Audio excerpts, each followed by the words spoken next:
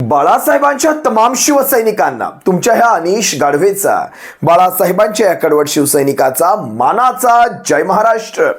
शिवसैनिकांनो, अजूनही शिवसेना एक वादळ या आपल्या हक्काच्या माध्यमाला सबस्क्राईब करायचं राहून गेलं असेल, अजूनही सबस्क्राईब केलं नसाल तर तुम्हा सर्व शिवसैनिकांना पुन्हा एकदा कळकळीची विनंती करतो. आत्ता ताबडतोब शिवसेना एक वादळ आपण सर्वांनी लाखोंच्या संख्येने सबस्क्राईब ठेवा. उभ्या महाराष्ट्राच्या कानाकोपऱ्यात आपल्या शिवसेनेच्या ज्वलंत विचारांना पोहोचवणाऱ्या या माध्यमाला आपण सर्वांनी मिळून मोठं करा ही नम्र विनंती करतो. अगदी 2-3 दिवसांपूर्वी शिवसैनिकांनो एक व्हिडिओ आपण केला होता, ज्यामध्ये आपण केंद्रामध्ये खूप काही घडतंय, केंद्रामध्ये भूकंप घडतायत हे आपण एक सुचवण्याचा प्रयत्न करत होतो. आणि काल त्याचा मला दुसरा अंक पाहायला मिळाला. जगदीप धनखड उपराष्ट्रपती यांचा राजीनामा आपण सर्वांनी पाहिला असाल. आणि विचित्र गोष्ट म्हणजे राजीनामाही विचित्र पद्धतीने आला. आणि आणखी विचित्र गोष्ट म्हणजे केंद्रातल्या कुठल्याही बड्या नेत्याने भाजपाच्या यावर प्रतिक्रिया दिली नाही. पंतप्रधानांनी तर नाहीच नाही, वर तो राजीनामा स्वीकारला गेला. मी तुम्हाला पुन्हा सांगतो, या सगळ्या गोष्टीला बघा, भाजपा कुठलीही गोष्ट निवडणुकीच्या फायदा तोट्याशिवाय करत नाही. सध्या बिहारच्या निवडणुका तोंडावर आहेत, कुठेतरी याला बिहार निवडणुकीचा फॅक्टर जरूर आहे, हे मी तुम्हाला आजच सांगतो.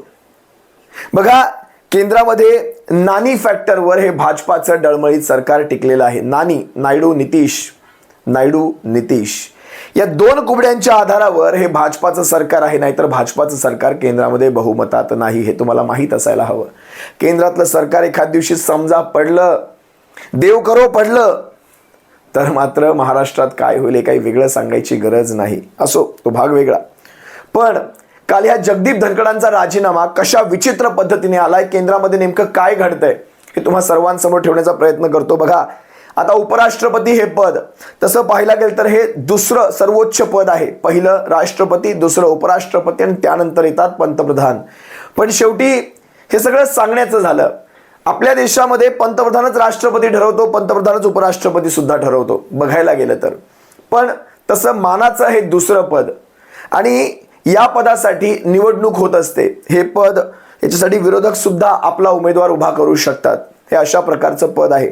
यांचा राजीनामा ना पंतप्रधान घेऊ शकतात, म्हणजे यांचा राजीनामा ना पंतप्रधान मागवू शकतात ना राष्ट्रपती मागवू शकतात, जोपर्यंत ते स्वतःहून राजीनामा देत नाही किंवा आपला कार्यकाळ पूर्ण करत नाहीत.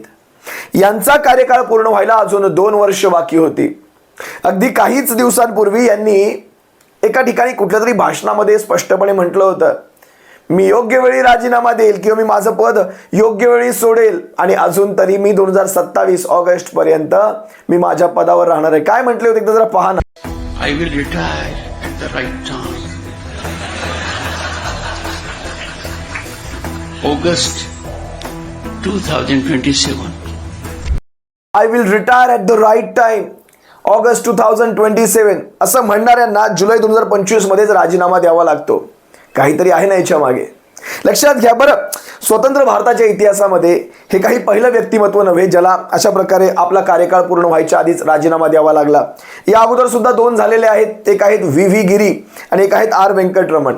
यांनी सुद्धा अशा प्रकारे आपला कार्यकाळ पूर्ण व्हायच्या आधी राजीनामा दिलेला आहे. पण हा राजीनामा त्यांनी राष्ट्रपती पदाची निवडणूक लढण्यासाठी दिलेला आहे, म्हणजे स्वतःच्या लाभासाठीच दिलेला आहे. हा राजीनामा काही त्यांनी इतर कारणांसाठी दिलेला नाही. जसं ह्यांचं आहे, ज्यांनी प्रकृती स्वास्थ्याचं कारण दिलं, जे की न पटणारं आहे.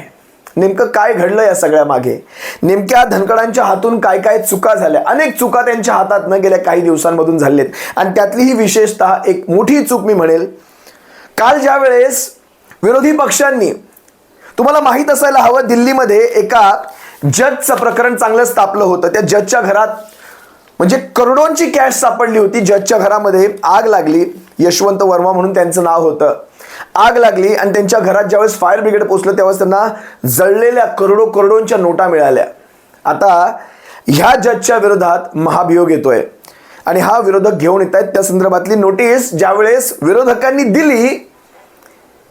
दिली त्यावेळेस ती नोटीस घेण्याचं काम ह्यांनी केलं. बरं, काम चुकीचं होतं का? अगदीच नाही, नक्कीच हे काम चुकीचं नव्हतं. त्यांनी नोटीस घेतली, पण ही नोटीस भारतीय जनता पक्षाच्या अंगाशी येणार होती. ही सगळ्यात पहिली आणि मोठी चूक झालेली आहे. त्यामुळे मोदी असतील, शहा असतील, यांनी लक्षात घ्या, यांनी याच्यावर वक्रदृष्टी ठेवली होती. कालपासूनच हे झालं आणि त्याच संध्याकाळी म्हणजे कालच्याच संध्याकाळी ज्यावेळेस बिझनेस ॲडवायझरी कमिटीची बैठक होती 4:30 वाजता, ज्यावेळेस या 4:30च्या बैठकीमध्ये लक्षात घ्या, ज्यावेळेस JP नड्डा, किरण रिजिजू हे भारतीय जनता पक्षाचे वरिष्ठ नेते आलेच नाहीत, तेव्हा समजलं धनखडांची ही चूक आता फार मोठ्या पातळीवर गेलेली आहे. आणि बघा ना, 4:30-5 वाजेपर्यंत हा सगळा कार्यक्रम झाला. धनखड घरी गेले. म्हणजे या बैठकीला हे मोठे नेते आले नाहीत, फक्त विरोधी पक्ष नेते किंवा विरोधी पक्षाचे महत्वाचे नेते आणि मला वाटतं धनखड उपराष्ट्रपती त्याला उपस्थित होते. आणि संध्याकाळी 9:15 ह्यांच्या ट्विटर हँडलवरनं, यांच्या एक्स हँडलवरनं यांचा राजीनामा पडतो. ही खरं तर लाजिरवाणी बाब आहे एखाद्या उपराष्ट्रपतीचा अशा प्रकारे ट्विटरवर राजीनामा येणं. आता खरं तर या अगोदरचा मी त्यांचा एक व्हिडिओ पाहिला होता. त्या व्हिडिओमध्ये ते म्हणतात की मी दबावात काम करू शकत नाही. तुम्ही सुद्धा पहा, त्यांचा एक व्हिडिओ आहे, एक मला वाटतं सोशल मीडियावर चांगलाच व्हायरल आहे. मी दबावात काम करत नाही आणि दबावात काम करणं मला जमत नाही. खरं तर यांना हे किती शोभतं मला माहीत नाही, कारण संबंध यांच्या 2-2.5 वर्षाच्या कालखंडामध्ये आम्ही पाहिलंय यांनी कशा प्रकारे पक्षपाती काम केलेलं आहे, कशा प्रकारे झुकतं माप कायम भारतीय जनता पक्षात. आता शेवटी तिकडचेच आहेत ते, बघायला गेलं तर पहिल्या 2ऱ्या क्रमांकाचं हे मोठं पद. पण हे सगळं नावासाठी असं, जसं मगाशी मी तुम्हाला म्हणालो. मी तुम्हाला एक साधा व्हिडिओ दाखवतो. हे ट्रोल झाले होते मागे काही दिवसांपूर्वी, ट्रोल झाले होते. मला वाटतं 26 जानेवारीचा हा दिवस असा, मी चुकत असेल तर माफ करा. पण त्यामध्ये नरेंद्र मोदींसमोर ज्या प्रकारे झुकून नमस्कार करतायत, झुकून त्यांना वारंवार त्यांचं लक्ष वेधून घ्यायचा प्रयत्न करतायत आणि त्याच्यावर स्वतःहून येऊन राज्यसभेत सांगतायत की मला कशा प्रकारे ट्रोल केलात, माझ्या पाठीच्या कण्यावर बोललात.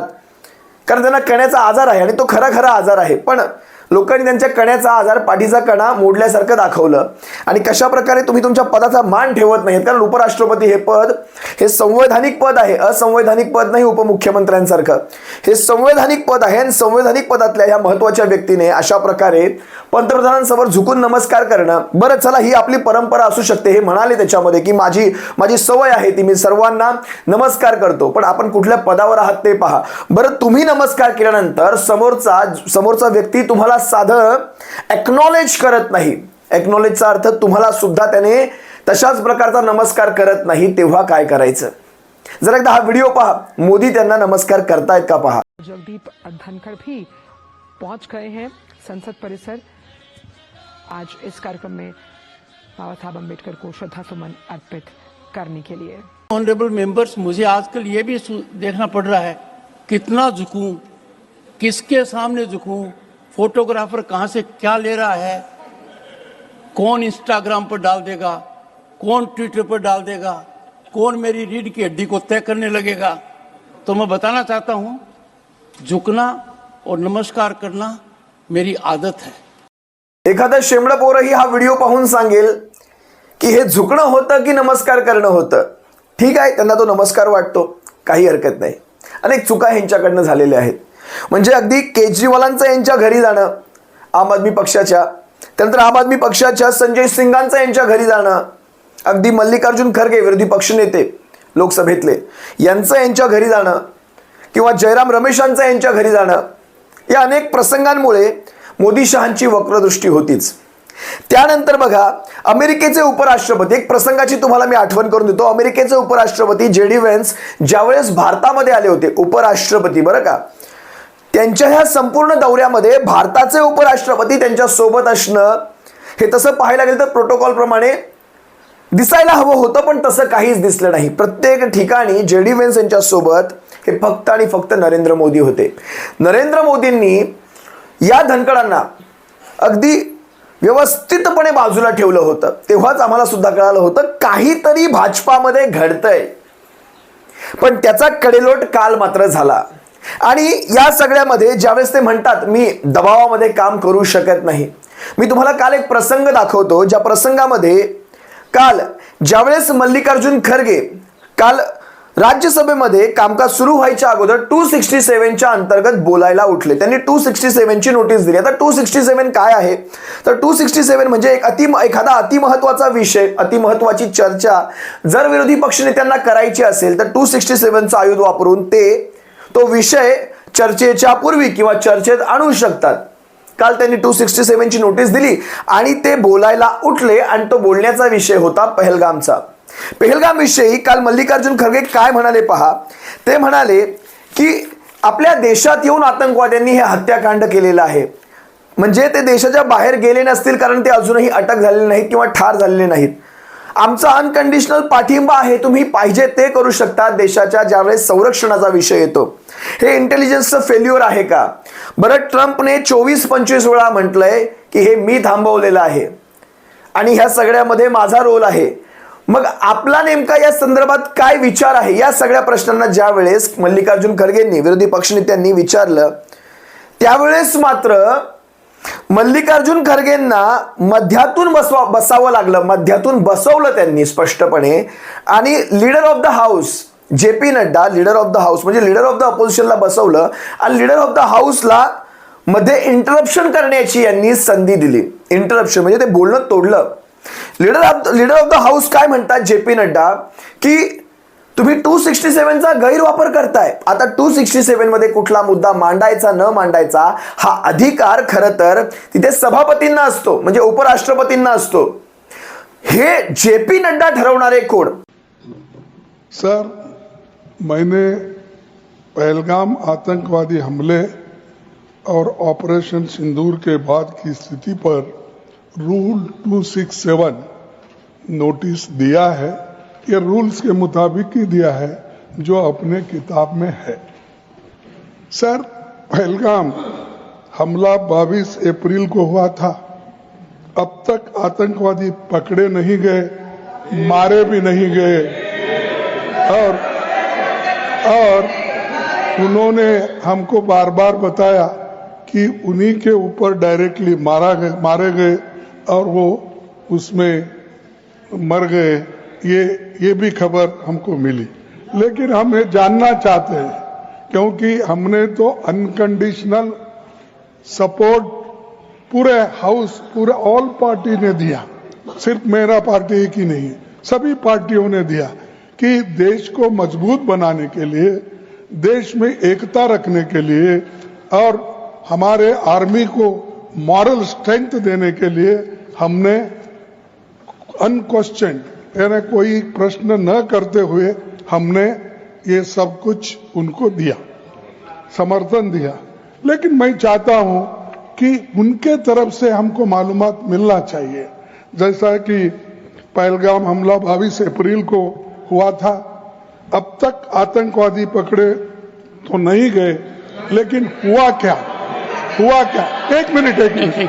लेकिन J&K में कम से कम इंटेलिजेंस, इनकी सिक्योरिटी है, उसके बारे में उनका फेल्यूर हुआ, ये उन्होंने ही कहा है. लेफ्टिनेंट गवर्नर ने कहा है इसमें इंटेलिजेंस फेल्यूर है, ये एक्सेप्ट उन्होंने ही किया. ये हमारी बात नहीं सर. CDS उपसेना प्रमुख और एक वरिष्ठ डिफेंस अटैची ने कुछ बेहद संवेदनशील खुलासे भी उन्होंने किए. जहां पर नहीं, मैं सुनता हूं उनका. मेरा एक ही मिनट सुनिए. Okay, 1 minute please. Sir, only 1 minute मेरा सुनिए. उसके बाद उनको दीजिए प्लीज. सर, विषय ये है, इन विषयों पे मुझे विषय प्रश्न नहीं है.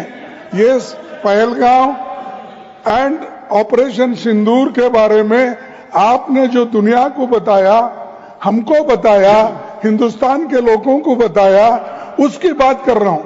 हमारे को इंफॉर्मेशन तो देना चाहिए. हमारे से तो आपने मदद ली. और दूसरी चीज सर, अमेरिका के राष्ट्रपति ट्रंप 24 बार उन्होंने, बाद में सफाई, 24 बार उन्होंने कहा मेरे इंटरफियरेंस से मैं समझौता किया, तभी ये युद्ध थामा. नहीं, ये युद्ध स्टॉप जो हुआ मेरे वजह से हुआ. अरे देश के साथ ये अपमानजनक है. एक बाहर का आदमी. Leader of the house, sir, you made your point sir. You made your point, sir. Sir, you made your point. Leader of the House. Sir, Leader of the House. सबसे पहले मैं समझौता करा. हाँ sir you said so sir, you are said so sir. No no no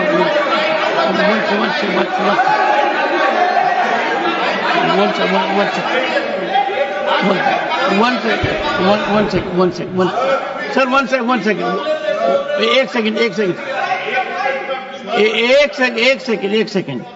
The honorable leader of the opposition, one second sir, the honorable leader of the opposition has made his point and only there are, एक minute, okay sir.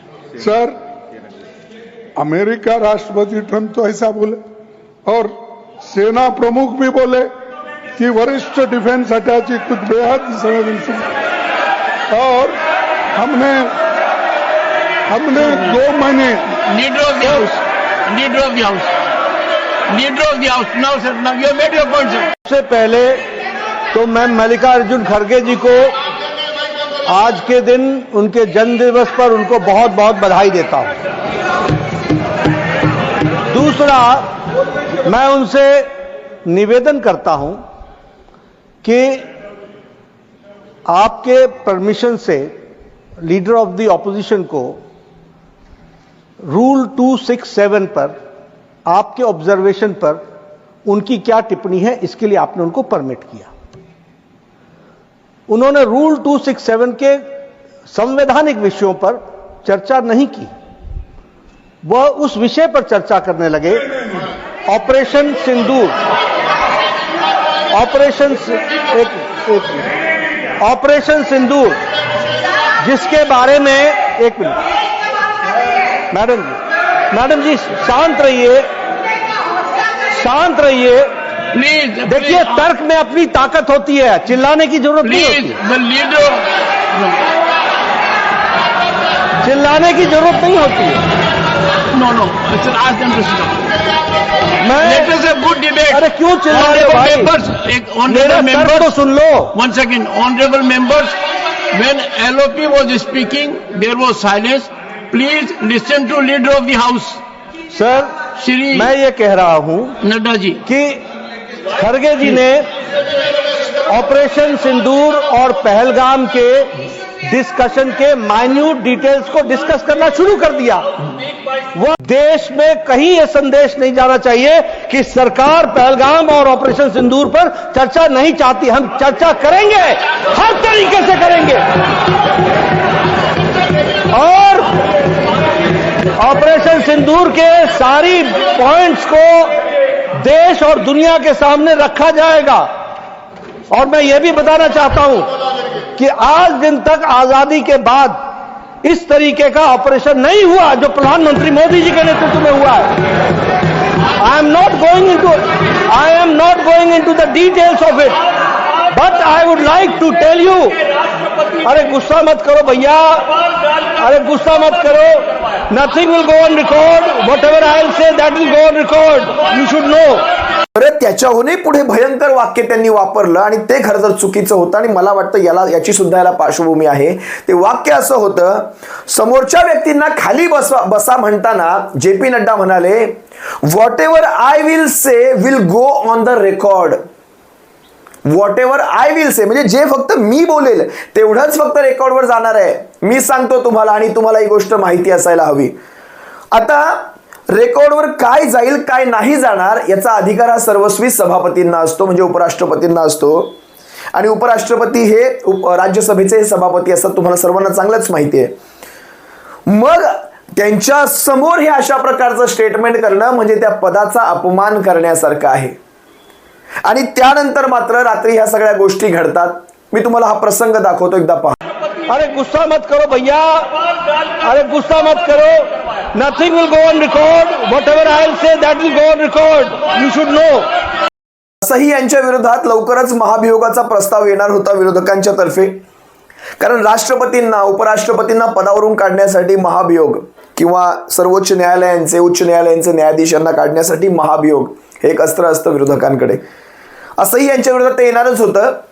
पण ह्यांचा हा विचित्र पद्धतीने आलेला राजीनामा बघा ना. तसंही काही दिवसांपूर्वी मला वाटतं मोहन भागवतांचं स्टेटमेंट होतं, वयस्करांनी म्हणजे जुन्या खोंडांनी आता थोडंसं बाजूला व्हावं वगैरे. आता हा सल्ला खरं तर होता नरेंद्र मोदींना, पण हा सल्ला पाळला या धनकडांनी. जे काही असेल, पण जहाज बुडायच्या अगोदर ना, मी तुम्हाला सांगतो, जहाज बुडायच्या अगोदर जहाजाला उंदरं सोडायचा प्रयत्न करतात. हे कुठतरी मला इथे दिसतंय.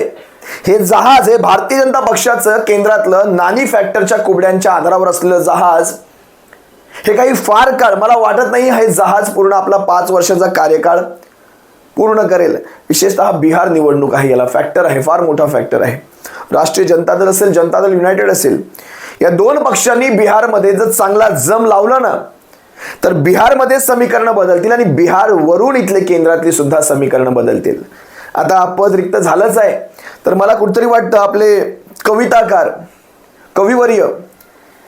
कविवर्य रामदासजी आठवले साहेबांना असेल किंवा कोकणातनं नारायण राणेंना असेल, यांचा सुद्धा विचार केला जाऊ शकतो. याही पात्रतेच्या व्यक्ती आहेत त्या पदावर बसण्यासाठी. पाहूयात नेमकं काय घडतंय, या पदांवर नेमकं कोण येतंय. पण या सगळ्या हालचालींना, हा जो नानी फॅक्टर आहे, हा नानी फॅक्टर या सगळ्या हालचालींकडे पाहता मला महाराष्ट्रात सुद्धा आणि महाराष्ट्र भाजपाची बदललेली ती मवाळ भाषा पाहता अनेक गोष्टी भविष्यात तुम्हाला घडताना दिसतील. पाहूयात काय घडतंय. तुर्तास तुम्हा सर्वांची रजा घेतो. सप्रेम जय महाराष्ट्र. बाळासाहेबांच्या शिवसैनिकांनो, काळजी घ्या.